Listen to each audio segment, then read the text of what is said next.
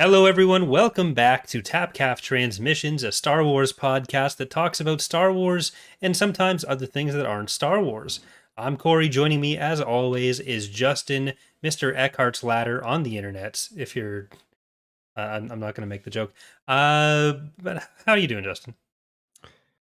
Can't complain. Can't complain. No, Just read seven. No, eight. Okay, we don't do math Yeah. here, apparently. No, Basic we don't counting. do math. We did 8 comic issues today. Varying our quality, varying story quality, probably varying discussion quality to come. But otherwise, I'm doing well. How are you, Corey? I'm good. No one's going to understand that I was refraining from making an Austin Powers joke there, but I'm ready to get on with my life. See, I don't know that I felt that they were significantly varying in quality. Though I do understand Really? why you thought it was 9, because they did an issue 0 for Dark Lords of the there's Sith, issue 0. and it Yeah, was I just didn't a read few that one. pages. It's issue 1, but with only a few pages. You didn't miss Mhm. anything. I think it was black and white as well. So, Ooh, Sin City style. yeah, SimCity, just Yeah. like your YouTube start. Yeah, that's true. That's true. But what anything new and exciting in your world or in the Star Wars world that you've been made aware of in the last few days? Trying to think if there's anything new Star Wars related. Not really. There's been some leaks about stuff, but nothing that's super important or particularly well founded. No like leaks even that I would like have regretted seeing if I was. What's your take on leaks, by the way? I don't know if we've ever discussed this, because I've talked about this before. I read all the leaks. I always spoil myself, and I personally don't find that it detracts from the experience. I think there have even been studies that said that knowing the story before it happens, it doesn't impact the overall amount someone enjoys a thing. But yeah, what's your thought on I that? usually try to avoid it, but now that I'm doing like the clip videos, that I'll look at it more. But I think I have a higher standard for what counts as a leak than I guess some people, because a lot of the tweets I don't really consider valid until something a bit better backs it up, and at that point I just don't want to know about it. Like I got spoiled on so much shit that I didn't really want to get spoiled on. I don't think it'll ruin my enjoyment of stuff, but it will turn into, if I'm watching something, I'll just be waiting for whatever moment. Like the going into Last Jedi knowing uh the whole like Snape kills Dumbledore stuff. And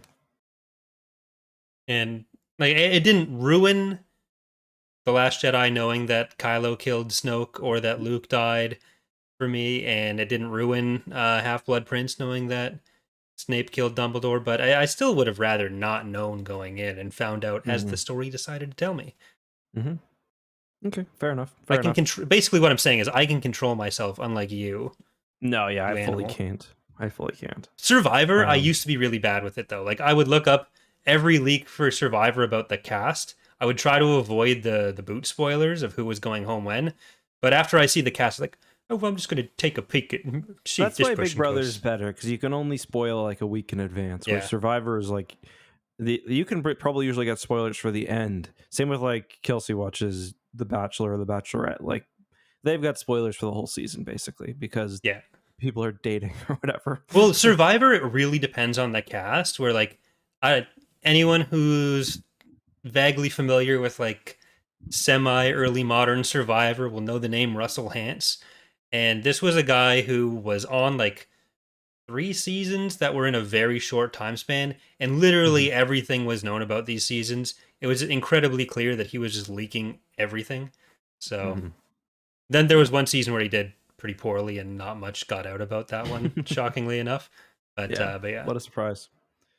Yeah, it's interesting because Star Wars, like the leaks, it seems to have a lot to do with like when JJ is doing things through Bad Robot, which is like his production company. It seems like everything was leaking because The Force Awakens leaked, and I guess there's only 2 movies, The Force Awakens and Episode 9, but like big things from Episode 9 were leaking, like the entire script. They had like I remember one of the big things was like months before the movie came out, they had an image of Ben and Rey with the blue lightsaber standing next to each other. Like that's not a little leak. And then there was also stuff like the Trevorrow scripts that came, like earlier scripts that came out that I don't know would have been tied to Bad Robot. No, So I'm pretty sure the Colin Trevorrow scripts, he definitely just did that himself. yeah. Because like, why not at that point? Yeah, I'm 99% sure that was a. I mean, I think a lot of leaks are done purposefully. Yeah. Maybe not as much as people kind of say. And like the leaking community is always like, oh, this is a counter leak that they're putting out to fool all of us. That's never fucking happened ever. Like the general audience is so much larger than people who look for spoilers online. Yeah. But yeah, it's interesting. So yeah, other than that, I don't think there's really been anything announced in the last week. We talked about KOTOR last week. No new news out of that. Mm. Uh, but yeah, so today we're going to be talking about two sets of comic books, technically, still in the Tales of the Jedi series. We're talking about the Freedon Nadd Uprising and the Dark Lords of the Sith. So the first one is just a 2-issue arc. Second one, it's a classic 6-issue arc for a total of 8 whole comics on one podcast. Where else are you going to get that much value for your money? Nowhere. Nowhere. Yeah, I get and this is what this will be our I think 4th and 5th arc maybe in Tales of the Jedi, because we had I think we did 2 for the first episode, and then we did maybe was it 2 last time? No, we only did the Or did we one just classic Tales of the Jedi last time. Okay, and then we did 2 on the first one, was it? Or am I because there's the 2 well okay, there's the 2 kind of early ones that like chronologically take place before everything else, and then there's 2 other ones, right? And then now these 2, so is this 5 and 6? I'm gonna say yes. Okay, either way, so we're pretty far in now, and I guess the big question that I was asking myself a lot while reading this, other than This is 4 and 5, sorry. 4 and 5, okay. The big question I was asking myself was like, does it feel like we're getting a real payoff from having all these stories under the one Tales of the Jedi banner?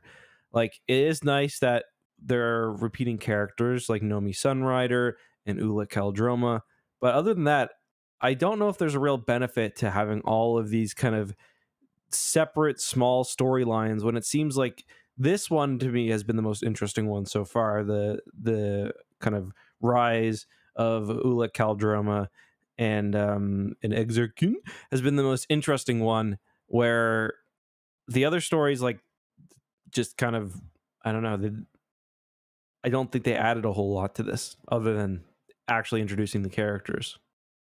So I get where you're coming from, but I think that's partially just because of how we read them in chronological order, where if we had read them in like original release order, this is really the second episode we'd have been doing. And like Tales of the Jedi that we did last time was setting up for this stuff.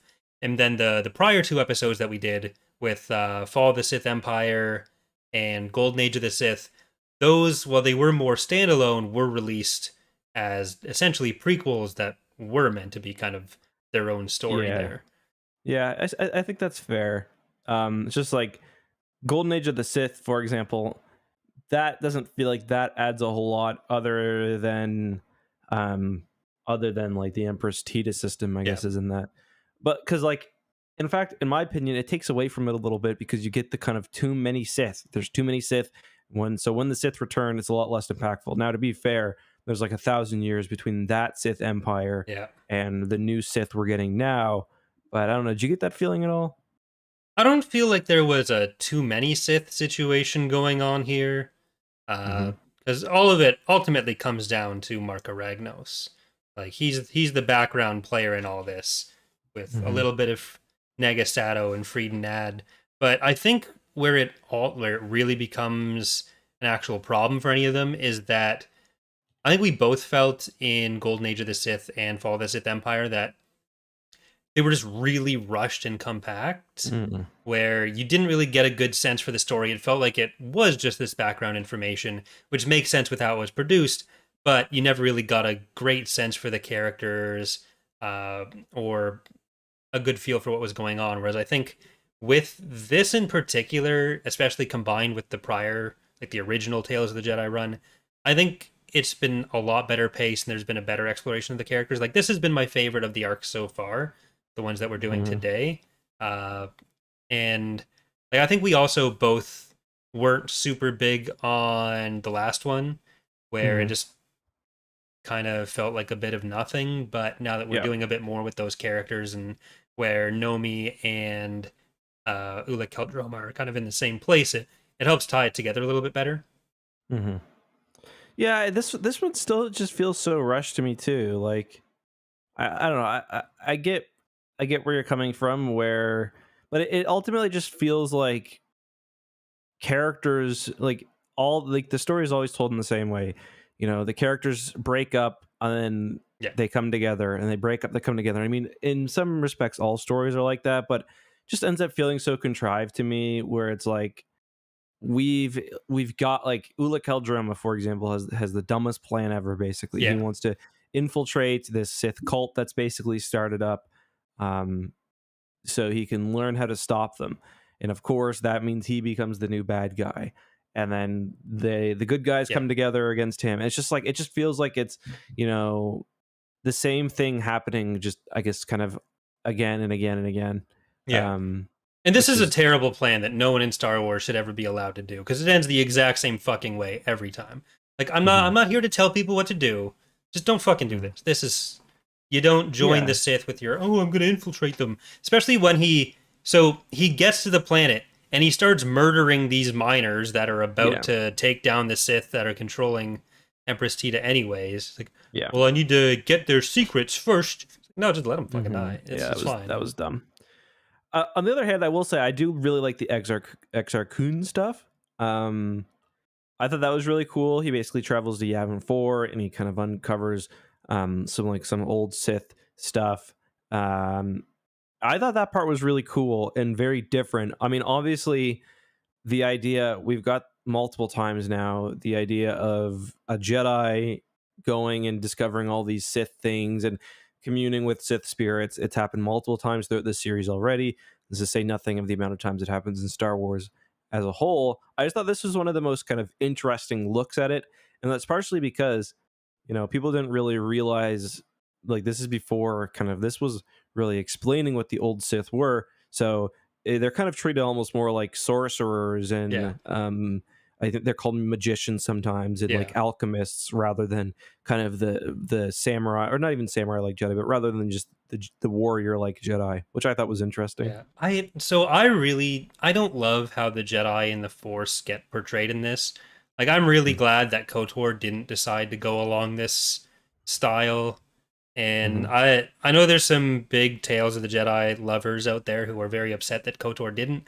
Like it just a lot of it feels really off to me, where a lot of the things the Jedi end up doing are very different from what the Jedi would otherwise be developed to be for. Like there's just so much of Mm-hmm. the honorable warrior. We're going and fighting and powerful, and the Force is just magic and stuff. And it's kind of anyway. Mm-hmm. Some of the elder ones do get treated a little bit differently, but even there, uh, they're kind of in the same vein where like the thing that they're trying to convince Nomi to do is go and fight more.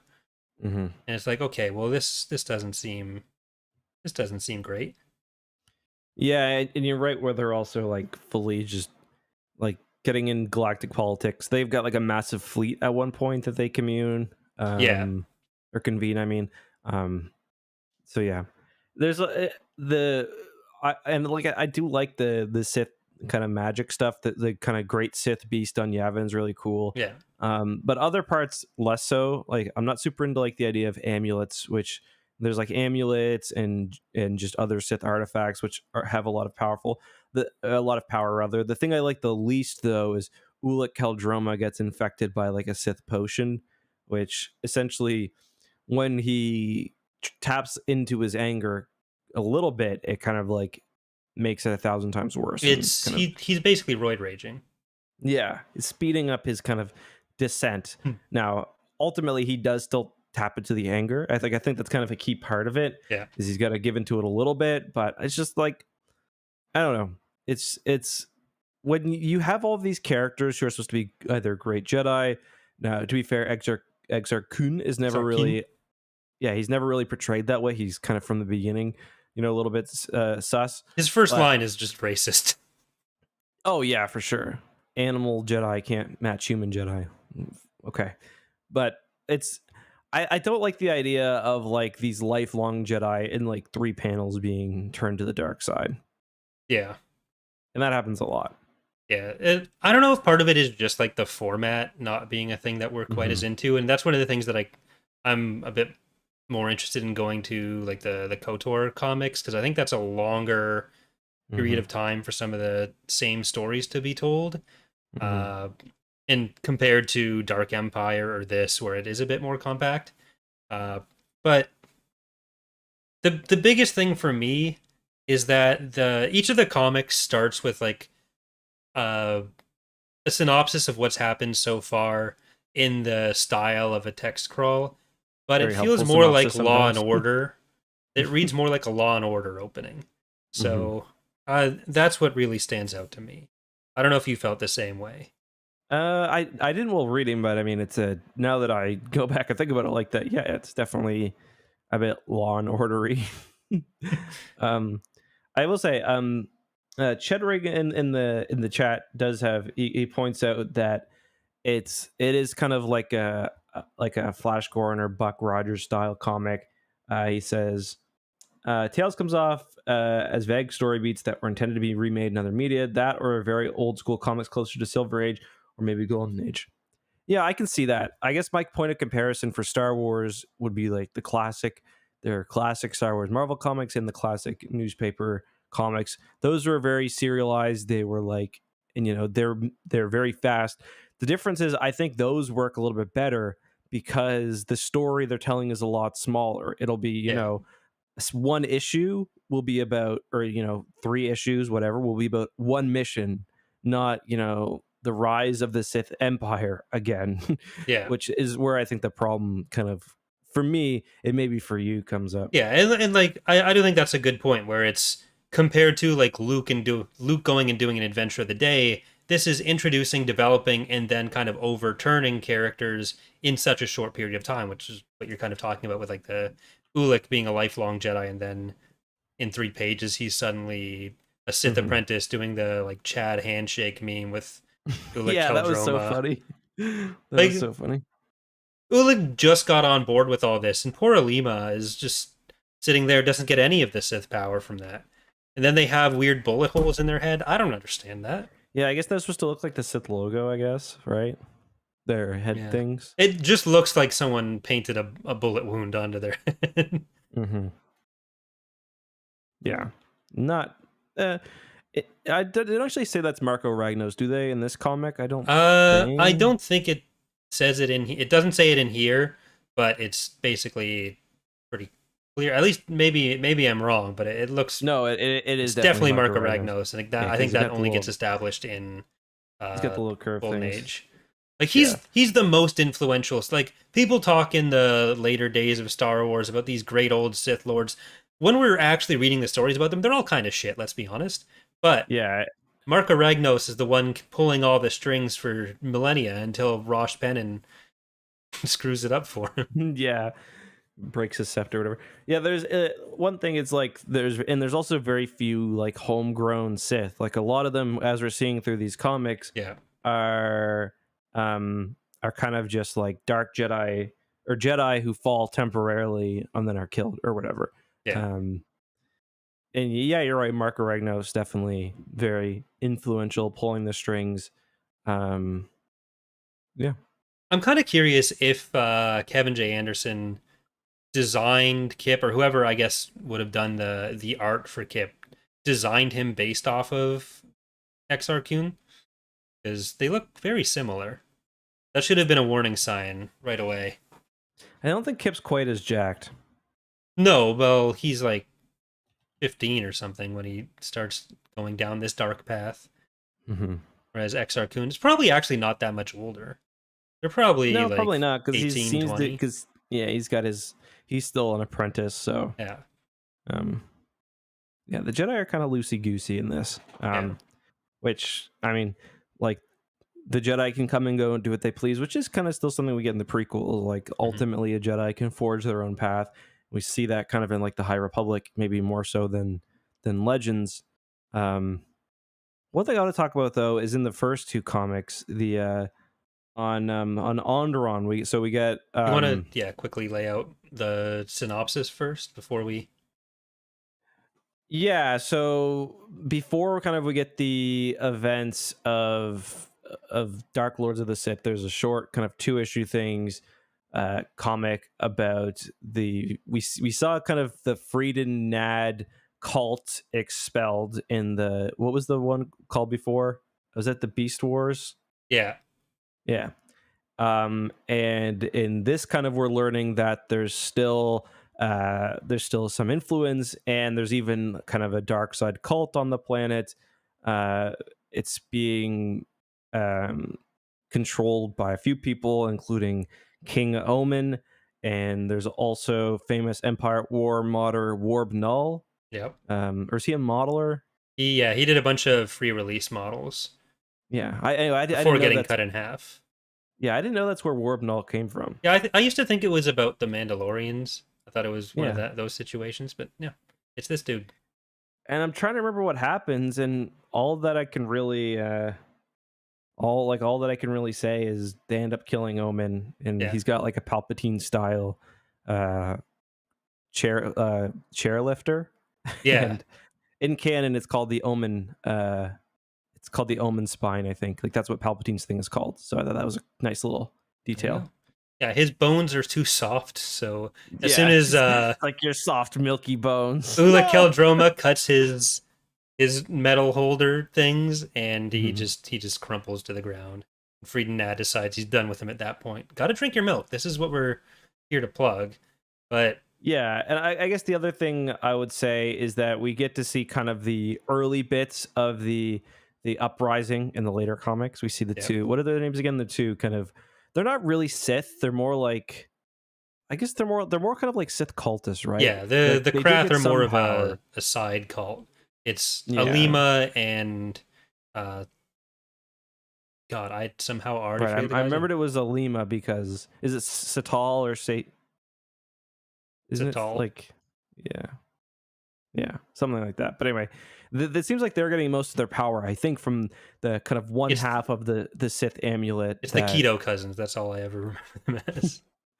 Yeah, because the Sith amulet that summons Marker Ragnos, and they've got half of it. And once they get that, they got all these weird powers, like they're summoning beasts, and they turn one guy's tongue into an alien thing. It's pretty rad. That was my favorite scene, because it's basically the two cousins have their little Sithy powers, and they've changed their tutor's tongue into an eel, a weird Sith eel thing, and they're gonna take over the planet. So they interrupt basically a business meeting, and they show everyone the tongue, and the response is fucking phenomenal, because they just say that it's a violation of the guild protocol. It's like, do you have this specifically in your guild protocol?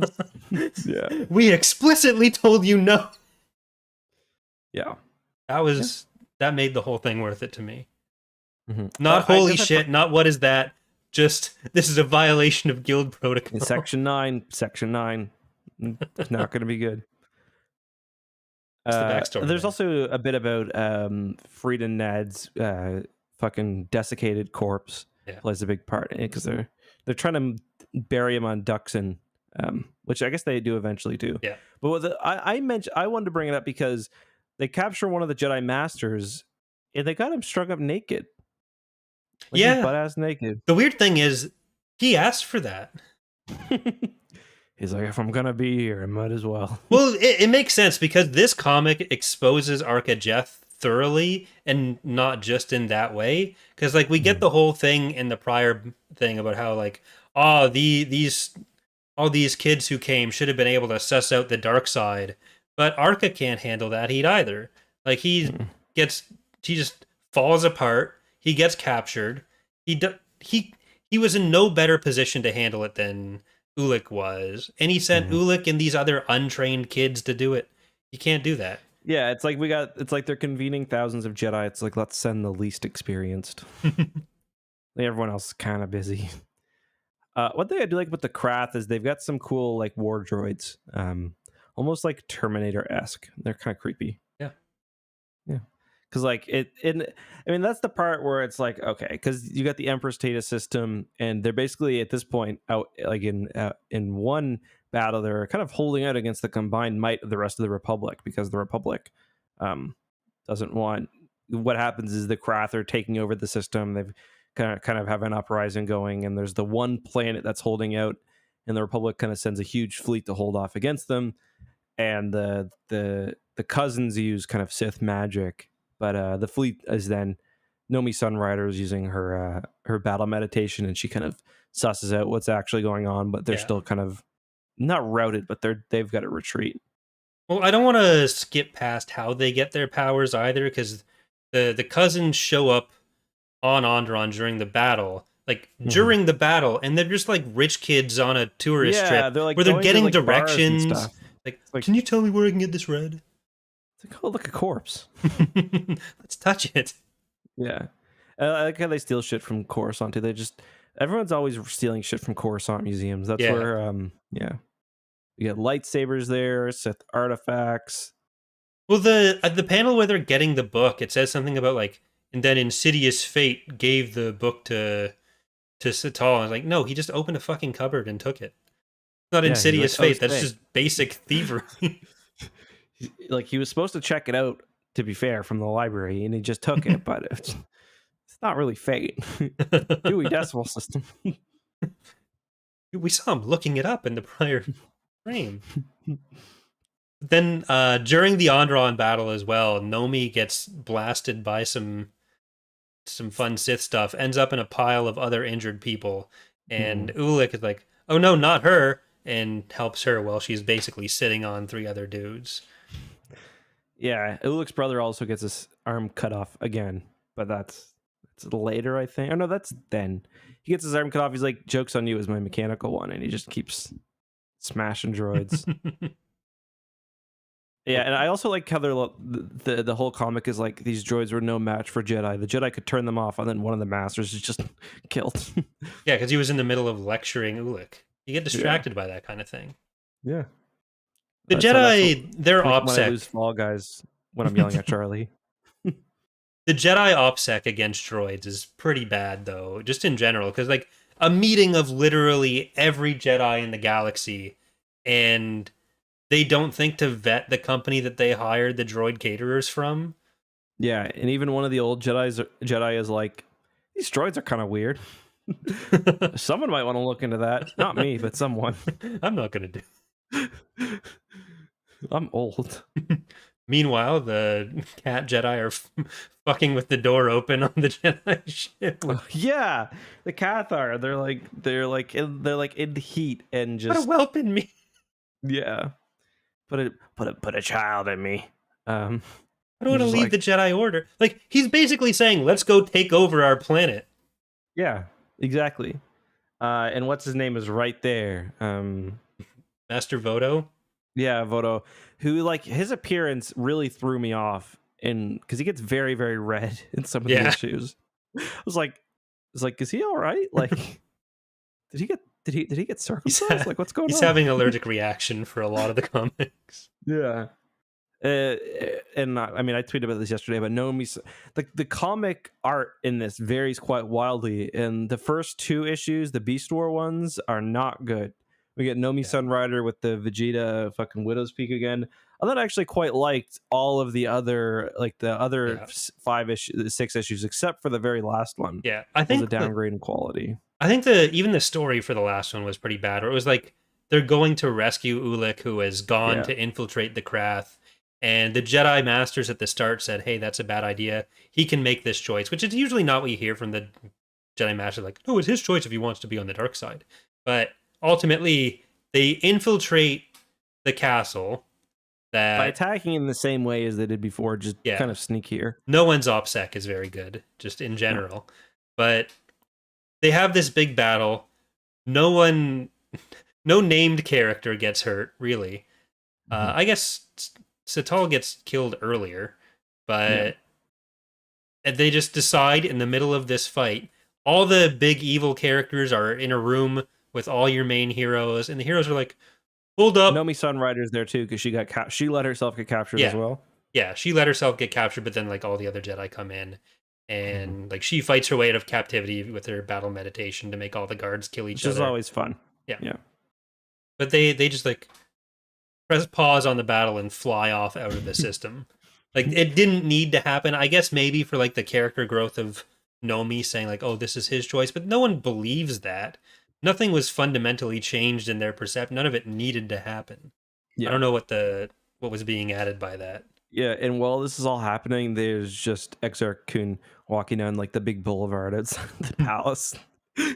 She's like, "Wait, is the door on this side, or do I got to go around?" Like, go around, take the elevator.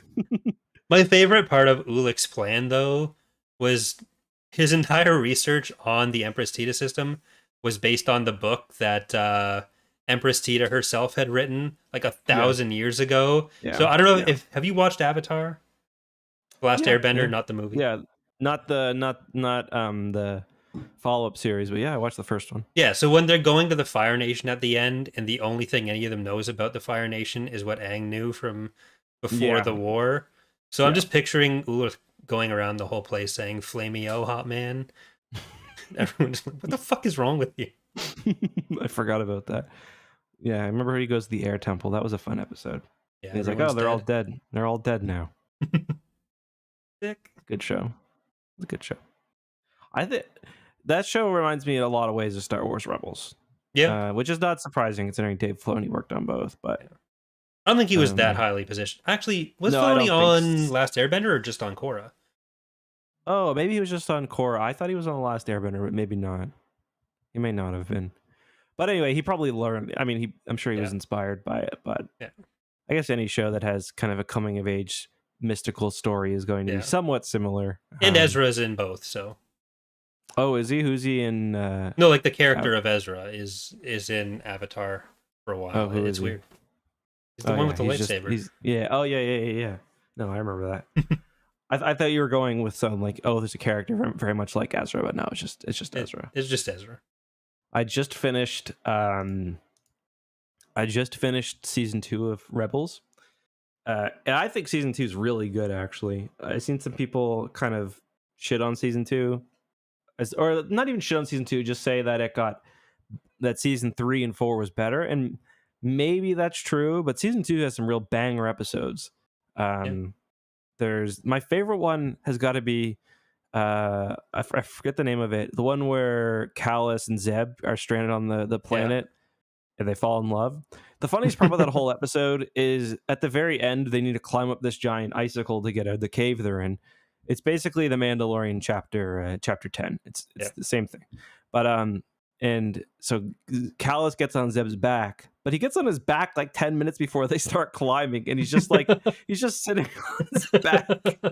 Like easier for animation. Like he can still walk because he's walked through the whole episode. He's just like he's busted his leg, but he's got a splint made up and stuff.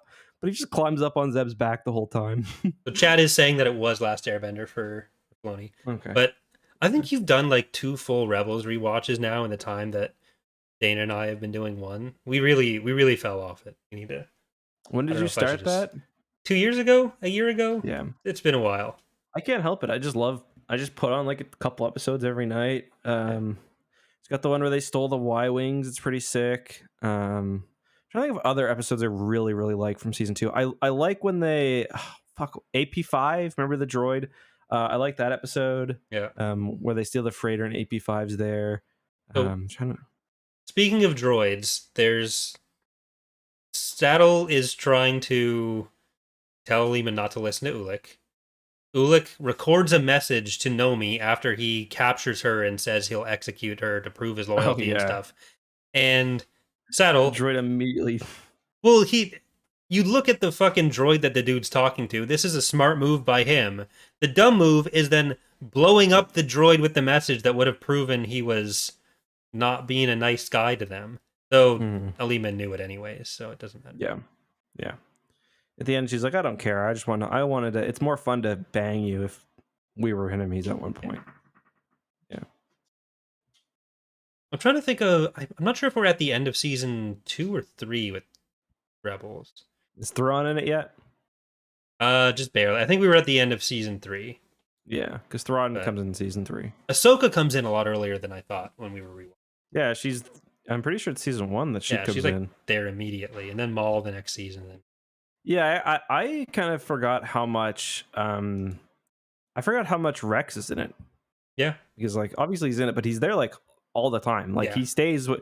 I was thinking that like he wasn't with this, or he was off doing his own missions a lot, but he's like with the cell all the time. Yeah. He adds a lot to the show, in my opinion. yeah. So he's got to be an Andor.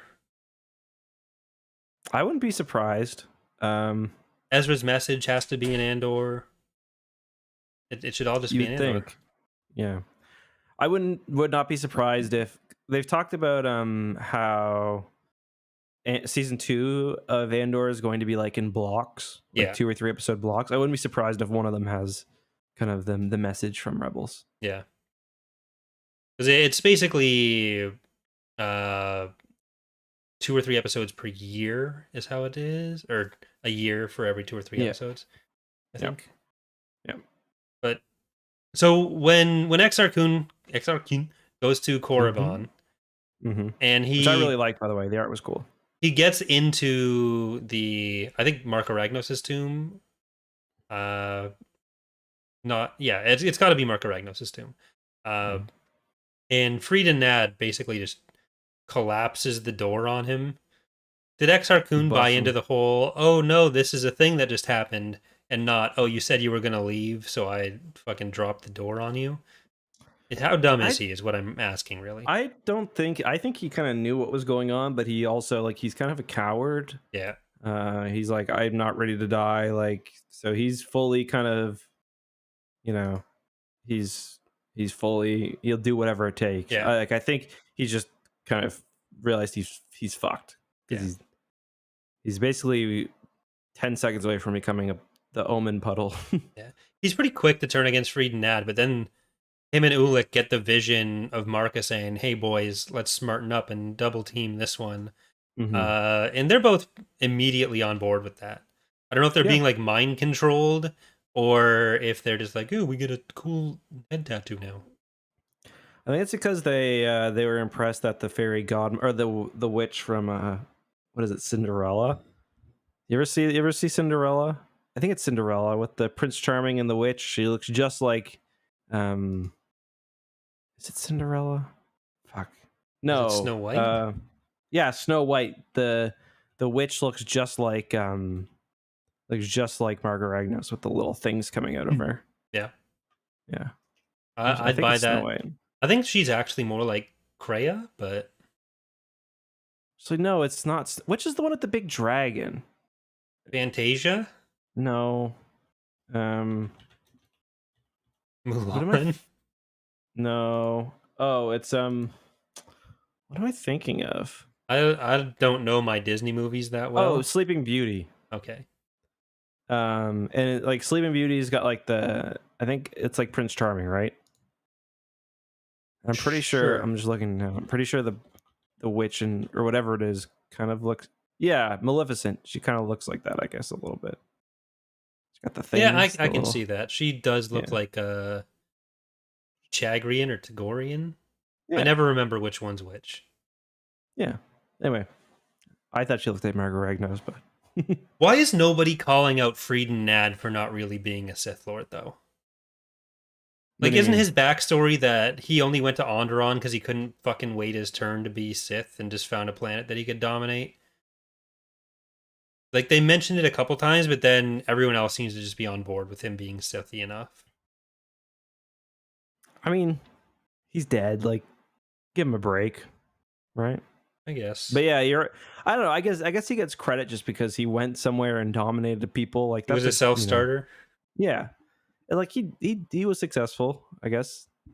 Right? Kind of like he kind of reminds me of the Sith from the Canon book we just read. Shadow of the Sith. Remember that? Like, it's kind of a similar story. He went to the planet and kind of just dominated the people for a bit. Yeah, fair enough. What was his name again? Darth Noctis? Yeah, Noctis, yeah. Like, I guess from here, like, they were all trained downstream from Mark Aragnos, but the real Sith continuity does go back to Mark Aragnos after this, because, like, Ulic and Exar Kun don't have their own Sith legacy of apprentice Because until you get Ulic to is like redeemed, right when he dies, from what I remember. No, I think Nomi spoiler alert. redeems him at the end. Spoiler Yeah, alert. I think the And last then arc is called Redemption. So yeah, and then Exar Kun goes to Yavin, right, and and just kind of dies. I yeah, think. he gets into his temple and waits for Kip Durin, and he gets exploded. Right. Because like the next Sith Lords we know of are Revan and Malak, Yeah. who came from Vitiate technically, who came from Marka Ragnos. Wait, how So are Vitiate and Ragnos connected? I think Vitiate was Ragnos's apprentice. So this is a Valkorion, problem. it's Like weird. it's too much. It's too I much. don't It's just understand my expertise on the Vitiate Valkorion situation in Malgus. It's not great, but I think that's what happens. I don't know, dude. Because like people really had a hard on for Ragnos for a long time, Mm-hmm.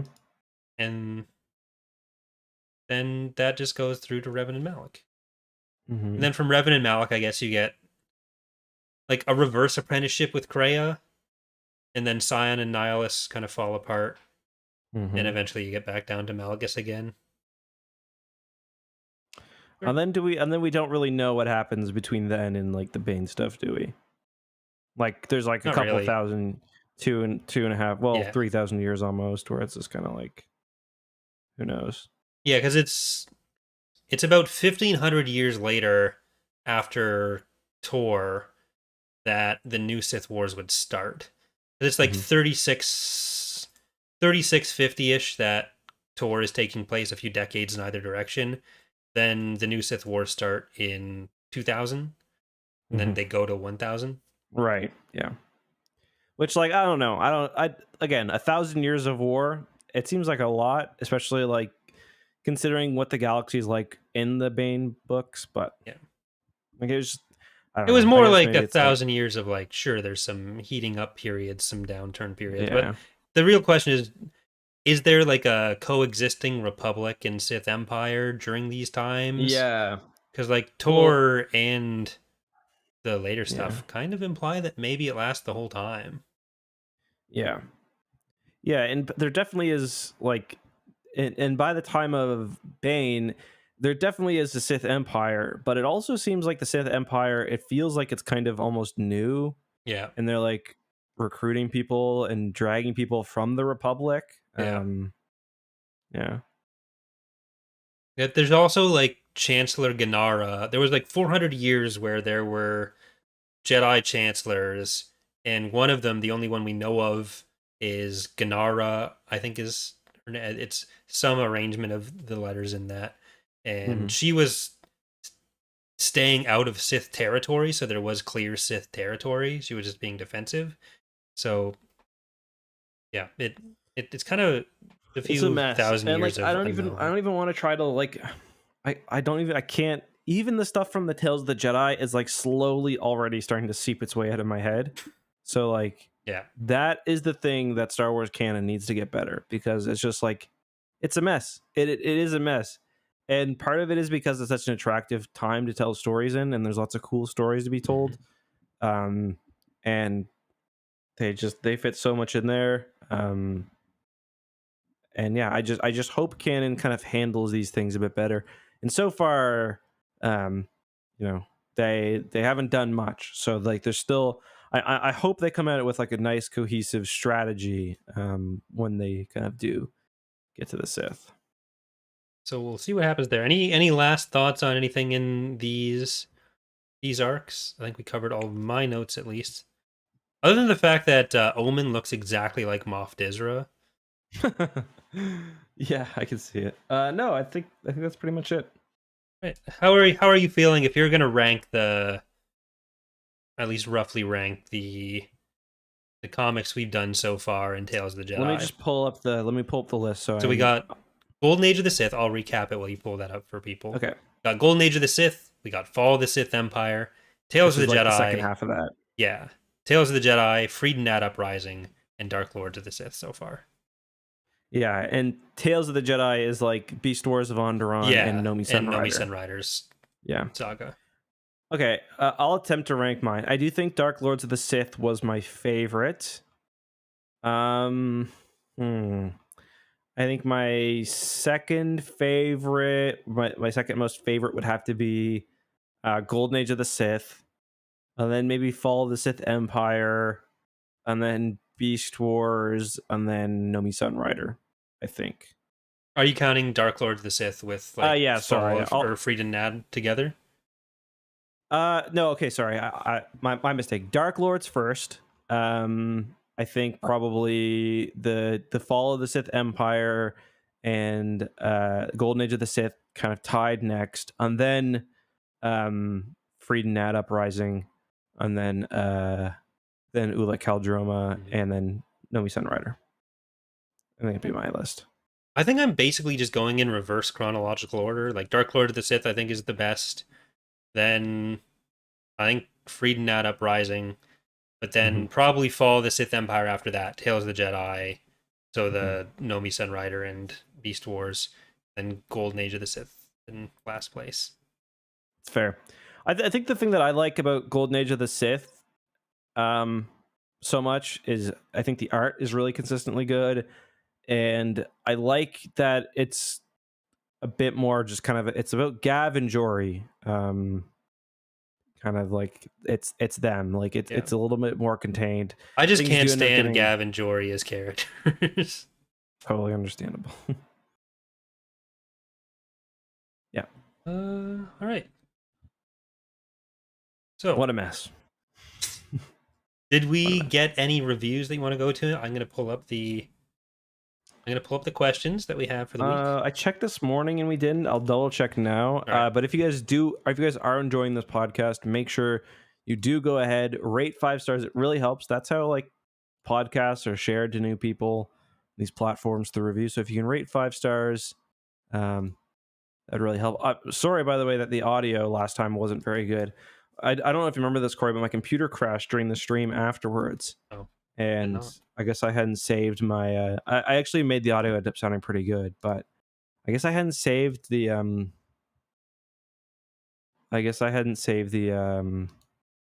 the file properly. Oh, we did get one we did actually get one review. It's from Matt. He says, a perfect balance between Star Wars info and fun tangents that keep you engaged. On a more personal note, it's very fun to hear Eck make references to stuff around Halifax. Hearing him joke about Dartmouth strip malls after a 10-hour shift delivering ice to the same strip malls made my week. It's stuff like that makes the show even more fun and endearing. I would 100% recommend this to anyone looking for a good Star Wars listen to pass the time. I just imagine Matt sitting by the edge of the parking lot at Penhorn Mall where Ricky and Julian and Bubbles, well, really Bubbles, was fishing shopping carts. And just a big smile on his face. So thank you very much, Matt, for that very kind review. I think that's it, though. And if anyone's running around at Bayshore or Rideau Center, then this is for you as well. I'm just not as open about my Ottawa activities. Fair enough. Letting my city down. We lost our only strip club in Dartmouth, and the world just became a little less magical after that.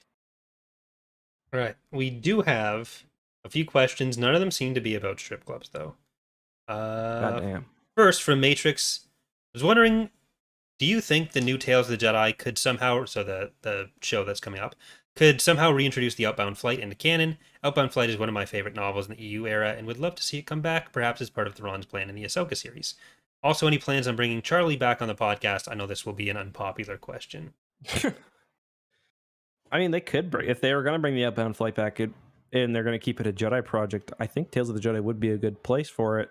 The Thrawn books already really heavily imply that everything that Zan did, he's kind of considering still part of that story. So that's one of the books where if you read it, even just as a canon fan, there is a lot of information that does still apply. Yeah, the question is anyone else going to care? We'll see, but ultimately, none of it ends up mattering. But if Timothy Zahn's still going to write more books, it's still going to be taken into consideration. Yeah, for sure. And for Charlie, usually he ends up on like the TV show episodes because he can't read. So With Andor coming back, we'd probably have him on. Yeah, I definitely want to. It's nice to have somebody who's a little not quite as tuned in as the rest of us. So, yeah, I think we'll probably get him on for something. I can only handle so much Charlie a week, so. Next question from Joel, who asks, so in new canon, instead of there being a singular Sith empire, what if there were several Sith kingdoms and empires all existing at the same time? Think the warlords post-Endor, but in Legends. They're all Sith, but they all rule their own little domains within the galaxy. Do you think this would be a good way to do the Sith in the past? And I think you're going to say no because you're already complaining about the number of Sith in Legends. Yeah, and I mean, like, it ends up being like that because, like, the longer Star Wars goes in Legends, the more little Sith, like, oh, this is a Sith on Kesh, they exist the whole time, we never knew about them, or like, Valkorion was here the whole time, Vitiate, whatever, Tenebrae, whatever, been here the whole time. So yeah, I'm not a big fan of that. I think the Sith should be like the kind of like I think they need to just be the enemy of the Jedi, the enemy. So Dark Jedi I think is okay, or like dark side users, but I don't want a million Sith empires running around. For me, I think it comes down just to execution rather than structure, so it would entirely depend on how it's done. I wouldn't have a problem with it being that way or any other way. Just I would care more about the individual story. Yeah, I'm sure they could do a good job of it. Thank you, Joel. Have you read Summer Vacation? Or not read. Have you watched Summer Vacation? I have not watched it yet. I haven't either, I'm so waiting for August to want to watch it. We got a question about that, so we'll skip over that for now.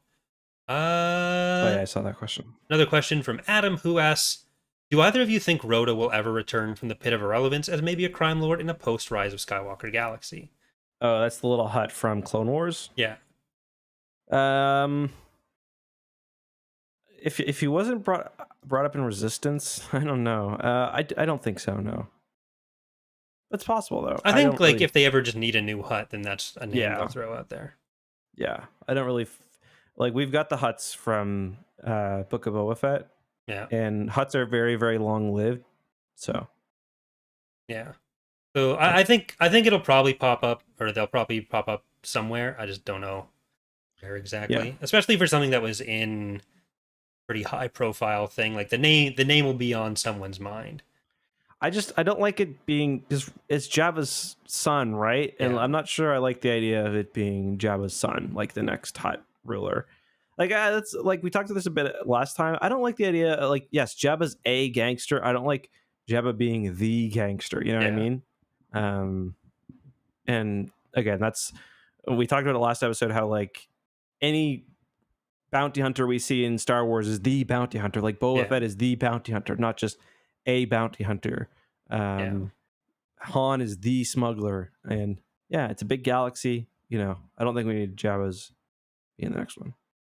So we got a few NJO questions, which I am going to keep saving for actual NJO episodes, including people who have resubmitted questions that we missed in the past.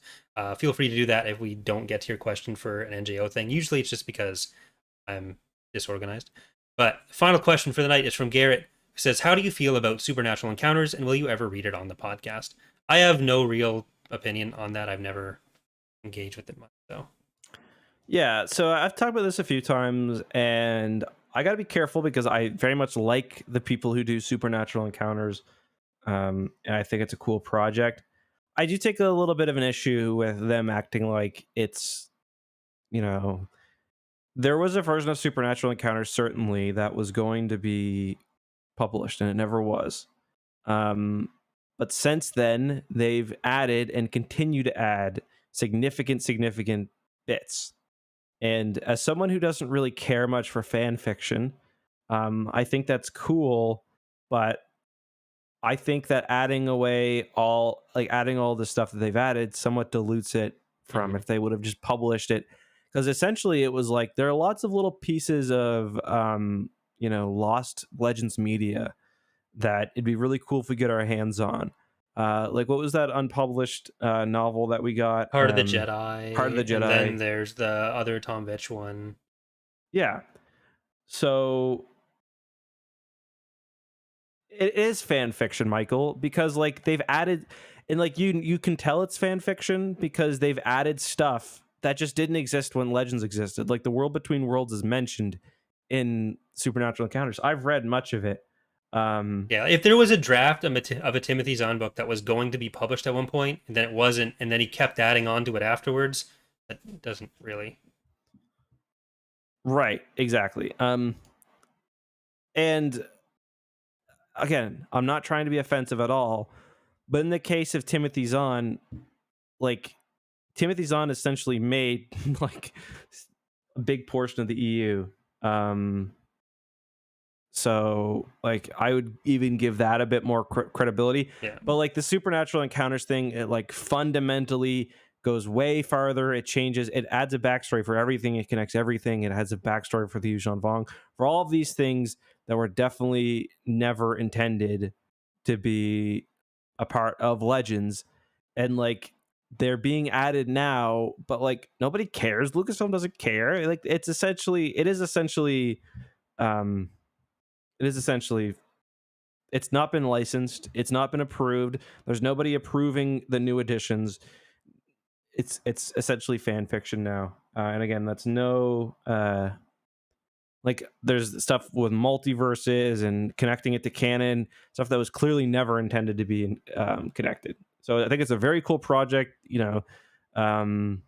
There's being art being made and lots of cool stuff. So yeah. Yeah, like so I did a video a while ago that got some very angry comments on it about like what is canon and who cares. And a lot of people took the video as being you're stupid if you care about things being canon, but my point in the video was more functionally it depends on what your personal definition of canon ends up being, but like functionally the only way it really matters is how is that going to be taken into account going forward. Like that's the only practically useful definition. And so if you want to group it together now, it doesn't really matter. Nothing else is going to contradict it. But it's also not going to be something that is built off of, certainly not for any elements that try to tie it into new canon. Mm-hmm. So that's where they might run into problems. But no. Yeah. It's like I'm like one of the bigger Star Wars, probably the biggest Star Wars Legends YouTuber, and a lot of Legends people see me as an ally, and you too, I'm sure, Corey. And listen, I've got no problem with the project. I think it's a very cool project. I've talked to the guy who does it. I've talked to lots of the people involved. Like they asked me for one of the things that was like, okay, is they asked me for like lore to add. And like, I was certainly never contributed anything officially, so I don't know.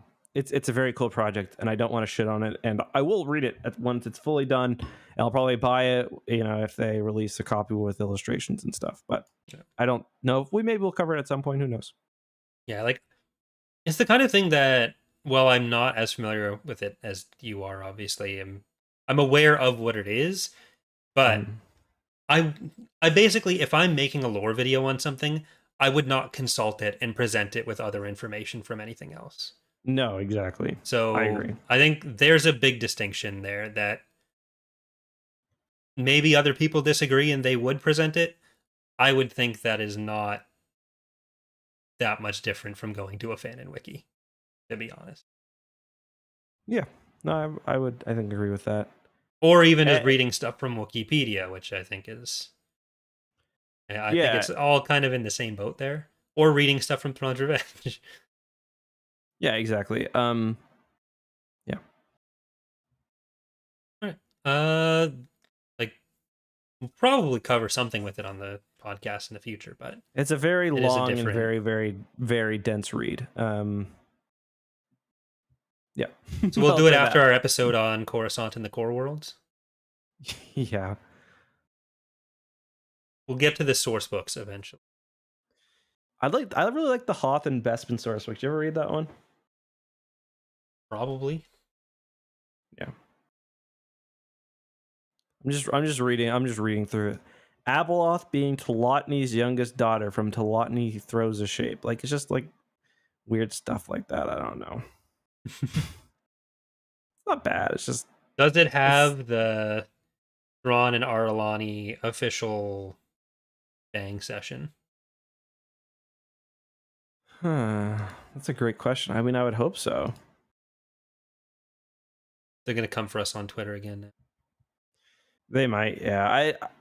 I would be a lot more worried about the Legends fans that we may have pissed off, or the fans of like the Star Wars timeline guys, than than the Thrawn. I don't know. I think the Thrawn stands are kind of in hibernation right now. You still see a few of them pop up every now Oh and yeah, then. yeah. I mean, once Ahsoka comes out, it's going to be crazy. Yeah, true. Yeah. I get in enough trouble from other Legends fans if I ever say I'm looking forward to something from Canon. So need to keep that on the down low. Yeah, I get that sometimes too. I mean, which I don't know. Like Legends fans, you gain no friends by attacking Canon fans. Like there's no point. Like what you like, and don't like what you don't like. But You can like also you're legally allowed to like both. yeah, no, I agree. This is the secret that nobody tells you. You're allowed to like things from both of them. Exactly, and I will say the Star Wars timeline guy is on Twitter, the guy who runs that website, and he's very pro canon, and it's nice to see. And like I've also got no problem with the people who I think the best way if you really want to be an advocate and you really like I think the best thing to do is to just say continue it as well, and like I think that's the thing people can get behind at most, whether it's realistic or not. I don't know, but like I think the continue Legends stories, or at least do what they're doing in publishing Legends audiobooks, like that's probably the best way to do things. Oh, that does remind me, we did get the I do want to check before we end this, we did get the announcement for wave 6 of the Yes. Legends. Just looking it up now. It was Essential Yoda Dark Legends. Rendezvous. Yep. Dawn of the Dawn of Jedi, the Jedi Into the Void. which is weird. Yeah. Yeah. And then Republic Commando 1. So presumably they're going to be doing all of them. Yeah. Like I asked a few weeks ago the Del Rey editor on Twitter. Oh bother. So I was basically asking if the inclusion of one book meant that they have to include all the books, or would that mean that they are like would long series be precluded because they'd feel like they need to do all of them, essentially. So Right. The question being, is there a possibility of Traitor being Essential Legends collection Right. without the other 18 Yuuzhan Vong books? That was the gist of my question. The response Was obnoxious. did I'm not sure. necessarily answer the question as stated. It did involve in the conversation saying that they do eventually want to put out that format of all the books. So the size format, I'll just grab this. Like, they won't all be involved in the Essential Legends collection, obviously, because that would not be essential anymore. That would just be the Legends collection. Yeah. But they are planning to do like this. I forget what the actual dimensions are. That's why I'm getting the visual example. But everything will eventually get printed in that size. I don't know if that means they're all going to get like new cover art. But yeah, that's a good question. I'm also like wondering, because I personally don't really care about books getting reissues, unless like if they're still like, for example, Heir to the Empire, I don't think needed an Essential Legends collection version, because Heir to the Empire is still being printed, or it was still being printed under the Legends banner. Something, however, like Young Jedi Knights, that's the only Young Jedi Knights out there are used ones, and there's no digital version. So like that's the thing that I would really like to see. I personally think that what they're going to do is, so like I think like Republic Commando, for example, they're probably going to end up putting all of those out, which is good because those have never gotten audiobooks before. So, and like what they did with Rogue Squadron is, I know people will probably note that Wraith Squadron wasn't in this next wave, so they're probably just going to cut those ones at the first 4 novels and call it the X-Wing or the Rogue Squadron series Yeah. rather than the X-Wing series. Yeah. They've done what, like 20 books so far, I think? Yeah, Gotta be about around that. there. So Yeah, 15 or 20. Yeah. yeah. I'm really surprised that Into the Void got into the collection. Yeah, a bit strange. 'Cause, I feel like you can pretty reasonably assume that NJO, Fate of the Jedi, and Legacy of the Force are not gonna get prints like that. Probably the same with Dark Nest. Like it's probably just gonna be the main big series that you usually think of, but then and then which is a probably shame some because Clone New Wars. Jedi Order needs the audiobooks, but there's so many of them. Yeah. So we'll see. But like if they are gonna do the reissues of the other books, then maybe we'll have to see what the plan ends up being. I do hope there is some sort of re-release for Young Jedi Knights. It is Me too. sad that it's literally impossible to get them without the like when we were reading it, we had to look at the most scuffed online version where like it was in a robot essentially translating it, and it sucks. I've looked at so many like secondhand thrift stores, and I've managed to get about a third of them probably. And I saw more of them at another store once, and I didn't buy them that day, and I've regretted it ever since. So now if I ever want to read them, I have to read the shitty pirated copies where everyone's crossing their anus. Yeah. Or like you can, and it's like, yeah, you can buy them from Amazon, but like they're very expensive. Like, you know, Some of the ones like, I got I paid like 60 cents on Amazon actually. Yeah, that's fair. That's fair. But like I just looked up Young Jedi Knights 14 and it's $33. And that's the only version of that on Amazon. The book's only 200 words long too. Like that is highway robbery. The cheapest version of the book on Amazon, and of course these are all used, is $26.97. And it's like even just for preservation, like they've got to just be like Young Jedi Knights 1.txt out somewhere that they can just release. And I also think that the audiobooks are probably a pretty good moneymaker because I know that there are a lot of people who consume audiobooks like podcasts, i.e. like nonstop and very frequently. And it's just, you know, there's only so many Canon audiobooks. So, you know, I've listened to most of the audiobooks that exist, certainly most of the unabridged ones. So yeah, that's why we need an Audible sponsorship. But next week we will be doing Edge of Victory 1 Conquest. So tell all your friends.